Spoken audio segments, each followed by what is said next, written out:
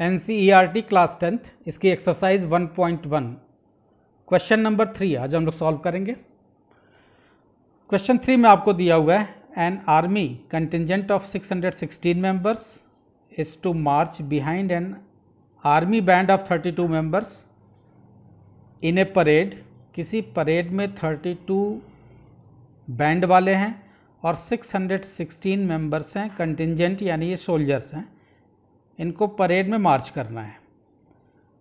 The two groups are to march in the same number of column. और ये जो दोनों ग्रुप हैं यानी ये जो म्यूज़िकल इंस्ट्रूमेंट बजाने वाले 32 पर्सन और 616 सोल्जर्स, इनको सेम नंबर ऑफ कॉलम यानी सेम कॉलम में इनको मार्च करना है। What is the maximum number of columns in which they can march. तो मैक्सिमम नंबर ऑफ कॉलम क्या होगा जिसमें कि वो ये दोनों, ये जो 32 मेंबर्स हैं और 616 मेंबर्स हैं, ये दोनों उसमें मार्च कर सकते हैं। तो हमको ऐसा नंबर फाइंड करना है, हाईएस्ट नंबर जो 32 को भी डिवाइड कर दे और 616 को भी डिवाइड कर दे। HCF यानी हाईएस्ट कॉमन फैक्टर हमको 32 और 616 का फाइंड करना है। जब भी इस तरह का क्वेश्चन आपसे मैक्सिमम, ग्रेटेस्ट या लार्जेस्ट पूछता है तो आप वहाँ पे HCF फाइंड करते हैं। और HCF चूँकि ये जो चैप्टर है वो रियल नंबर्स यानी HCF, इस चैप्टर में हम यूक्लिड्स डिवीज़न एल्गोरिदम के मदद से फाइंड कर रहे हैं, तो यहाँ भी HCF जो है हम एल्गोरिदम का ही यूज़ करके फाइंड करेंगे। तो इस क्वेश्चन में हम HCF फाइंड करेंगे।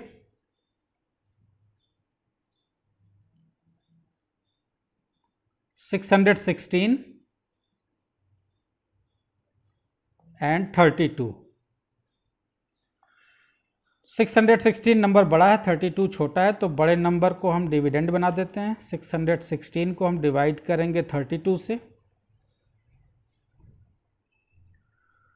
32 1 जा 32, 11 और यहाँ 5 बचा, ऊपर से 6 आ जाएगा, 296। 32 से हम इसमें डिवीज़न करेंगे तो 9 टाइम, 9 से 32 को जब मल्टीप्लाई करेंगे तो हमारे पास आएगा 288। सब्ट्रैक्ट कर दें तो 16 से 8 जाएगा तो 8 आएगा और इधर 8 और ये सब कैंसिल हो गया यानी 0 0 इधर आ गया, यानी रिमाइंडर 8 बचा। तो जो रिमाइंडर आता है वो अगले स्टेप के लिए डिवाइज़र बन जाता है और जो पहले स्टेप में डिवाइज़र होता है वो डिविडेंड बन जाता है, यानी 8 अब डिवाइज़र बन गया और 32 अब डिविडेंड बन गया। तो 8 4 जा 32, रिमाइंडर आपका 0 आ गया। यानी इन दोनों नंबर्स का 616 और 32 का HCF 8 होगा।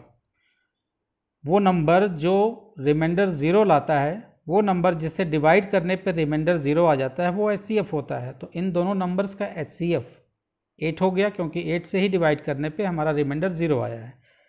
तो HCF हम नोट कर लें, HCF दोनों नंबर का है 616 और 32,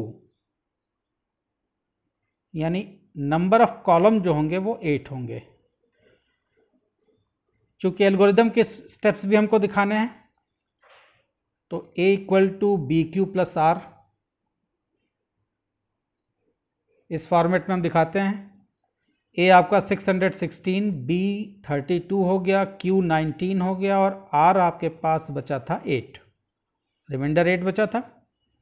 तो पहले स्टेप के लिए A = हो गया 616, B की वैल्यू 32, Q की वैल्यू 19 और रिमाइंडर आया 8। और अगले स्टेप में A हो गया 32, B की वैल्यू 8, Q की वैल्यू 4 और रिमाइंडर 0, यानी इसको हम लिखेंगे BQ + R के फॉर्म में 8 × 4 + 0। तो ये 2 स्टेप हो गए, तो ये तो एल्गोरिदम के 2 स्टेप हो गए। HCF चूँकि 8 आया है यानी नंबर ऑफ कॉलम जो होंगे, या लिखेंगे हेंस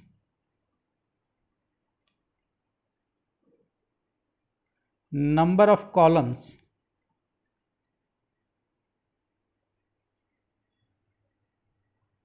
इक्वल टू 8, यानी 8 कॉलम में ये 32 बैंड पार्टी और 616 सोल्जर्स ये सभी 8 कॉलम में परेड करेंगे या मार्च करेंगे। अगर इसकी फ़ोटो आप देखना चाहते हैं कि ये कॉन्फ़िगरेशन किस तरह से दिखेगा तो आप इसको देखिए। ये ग्रुप ए हो गया जिसमें 32 आर्मी बैंड वाले हैं, यानी जो जिनके हाथ में इंस्ट्रूमेंट है।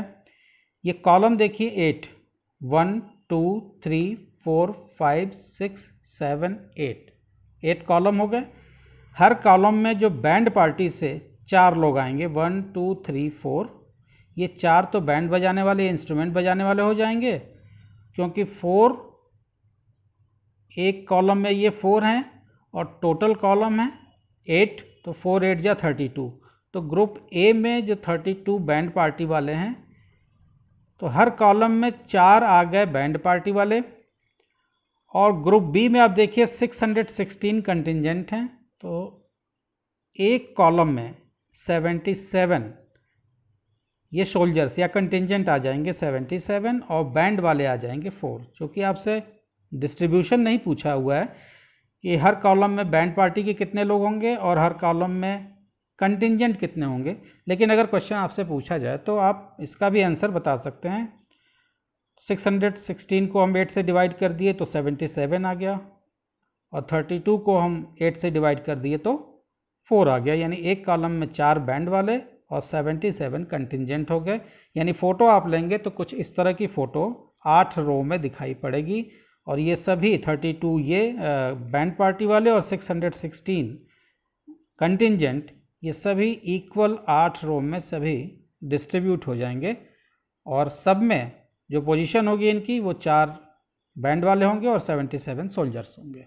तो होप आपके समझ में ये क्वेश्चन अच्छे से आप समझ में आ गया होगा पिक्चर को देख करके। इसका सेकंड क्वेश्चन करते हैं। सेकंड क्वेश्चन में आपसे पूछा है, फोर्थ क्वेश्चन, अगला क्वेश्चन है fourth. Use Euclid's divisional lemma to show that the square of any positive integer is either of the form 3m और 3m plus 1 for some integer m। आपको ये show करना है यूक्लिड डिवीज़न लेमा की मदद से कि किसी भी पॉजिटिव इंटीजर का जो स्क्वायर होता है वो या तो 3m या 3m plus 1 या 3m plus 1 के टाइप का होता है, जहाँ पे m कोई इंटीजर है। तो आइए इस क्वेश्चन को देखते हैं, और ये इम्पॉर्टेंट क्वेश्चन है। आपको ध्यान ये देना है कि ये जो नंबर आपको m के साथ दिया हुआ है ये आपकी b की वैल्यू होती है। क्योंकि इस क्वेश्चन में 3m plus 1 आपको दिया हुआ है, तो यहाँ b की वैल्यू जो होगी वो 3 हो जाएगी।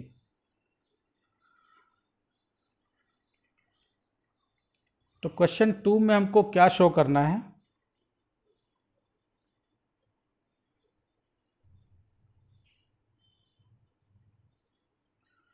हमको शो करना है square of any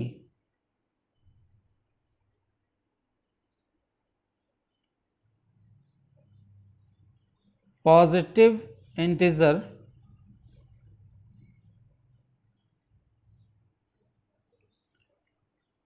is of the form, ये क्वेश्चन नंबर 4 है आपका, is of the form, या तो वो आपसे कह रहा है कि 3m होगा या 3m plus 1 के टाइप का होगा। तो हम एज्यूम कर लेंगे कोई number a, arbitrary a number हम एज्यूम कर लेंगे। तो let a be any positive integer,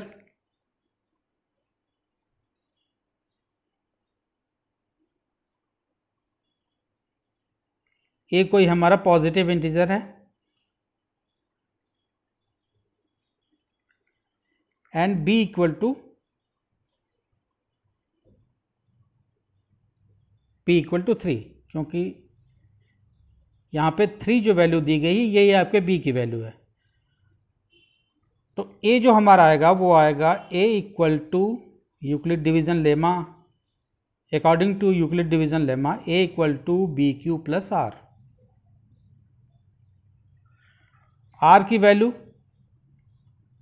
value या तो कंप्लीट डिवीजन होगा तो 0 आएगी या 0 से ग्रेटर आएगी बट लेसर देन b, यानी b हमारा यहाँ पे 3 है तो रिमाइंडर जो बचेगा वो हमेशा 3 से कम बचेगा। 0 हो सकता है, 1 हो सकता है, 2 हो सकता है। तो a इक्वल टू, चूँकि b की वैल्यू हमको दी गई है तो हम 3 पुट कर देते हैं, a equal to 3q plus r. अब पॉसिबल वैल्यूज़ क्या होंगी r की वो हम नोट कर लेते हैं।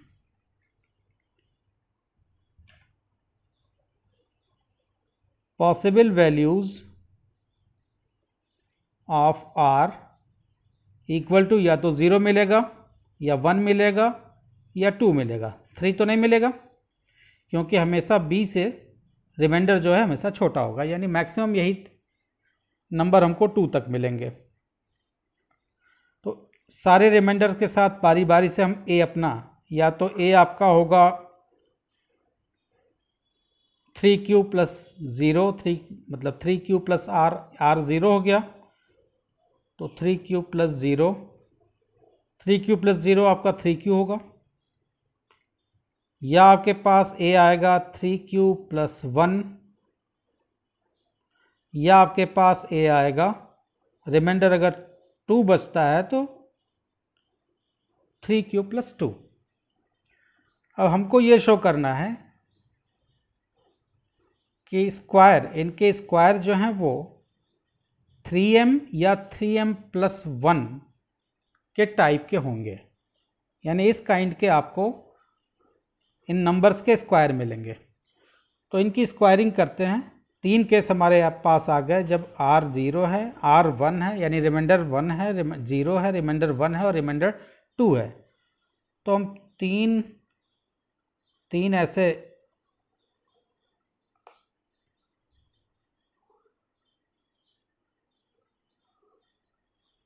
तीन केस हम बना लेते हैं।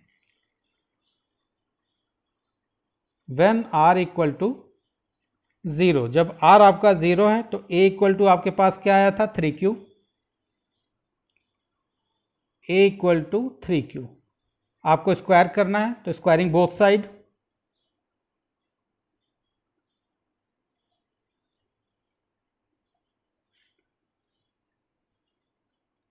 a का स्क्वायर, एक इधर लेफ्ट साइड में आप स्क्वायर करेंगे तो a स्क्वायर हो जाएगा और इधर 3q का स्क्वायर हो जाएगा,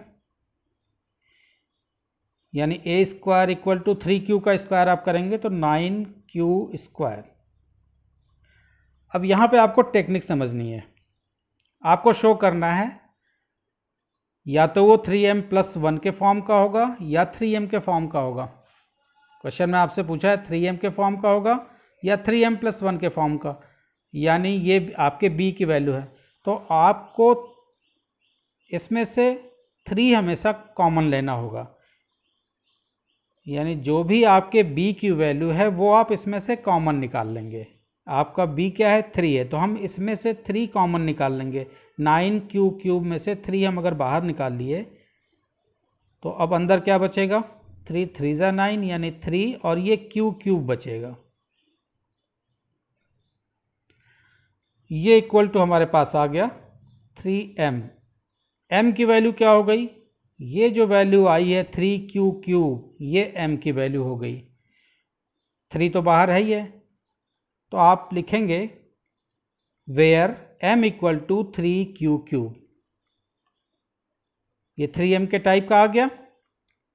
अब बस आपको बताना है कि m आपका क्या है। तो m जो होगा, जो ब्रैकेट में आया है वो पूरा आपका m होगा, चाहे वो जितना बड़ा आ जाए। तो यहाँ पे आया है 3q क्यूब, ये आपके m की वैल्यू हो जाएगी। तो यहाँ पे हम स्पष्ट रूप से लिखेंगे where m equal to 3q cube. दूसरा केस आपका बनता है, ये केस 1 हो गया।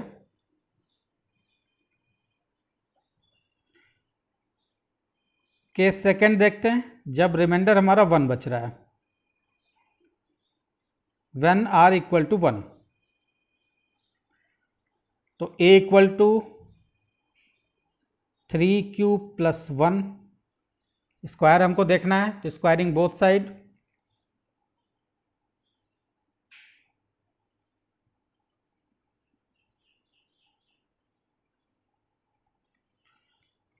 a का square equal to 3q plus 1 का स्क्वायर। ये आपको दिख रहा है कि a प्लस बी का होल स्क्वायर है, तो आइडेंटिटी यहाँ पे लग जाएगी। a plus B whole square होता है a square plus 2ab plus B square. ये आपकी आइडेंटिटी हो गई। a स्क्वायर इक्वल टू, यानी a प्लस बी का होल स्क्वायर। अब लेफ्ट साइड में हमारे पास a स्क्वायर, अब इसका हम 3q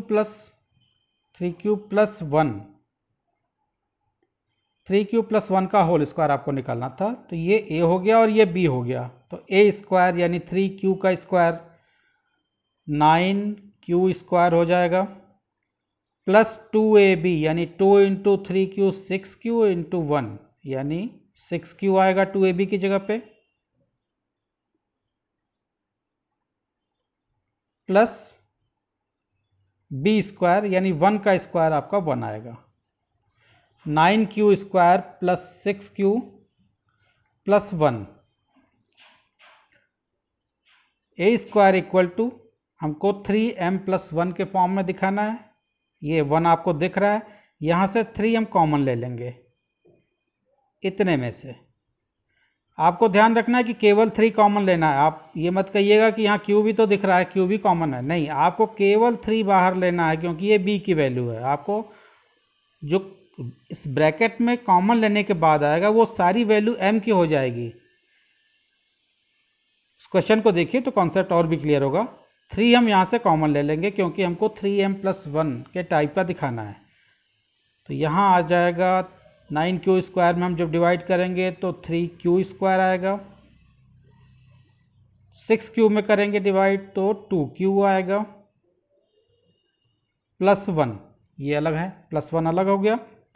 यानी a स्क्वायर इक्वल टू आ गया 3m प्लस 1। यहाँ m की वैल्यू हो जाएगी 3q स्क्वायर प्लस 2q। तो यहाँ पे आप इसको दिखा दीजिए, इस चीज़ को यहाँ ऊपर दिखा दीजिए, where m equal to bracket के अंदर आया है 3q square plus 2q, 3q square plus 2q। तो आपने 3m प्लस 1 के फॉर्म में दिखा दिया, जहां m की वैल्यू आई है 3q स्क्वायर प्लस 2q। ये इतना लंबा जो आया है वो m है, वो चाहे जितना भी बड़ा आ जाए वो सारा आपका m की तरह से ट्रीट होगा। तो पहले वाले केस में जब जीरो रिमाइंडर था तो 3m के टाइप का आया, जब रिमाइंडर 1 बचा तो 3m प्लस 1 के टाइप का आया। केस 3 भी हमारे पास है, इसको भी चेक करके देखते हैं। a इक्वल टू, यानी जब आपका व्हेन रिमाइंडर इक्वल टू, जब 2 बच रहा है, तो जब रिमाइंडर 2 बच रहा है तो आपके पास a equal to 3q plus 2 आएगा, स्क्वायरिंग बोथ साइड।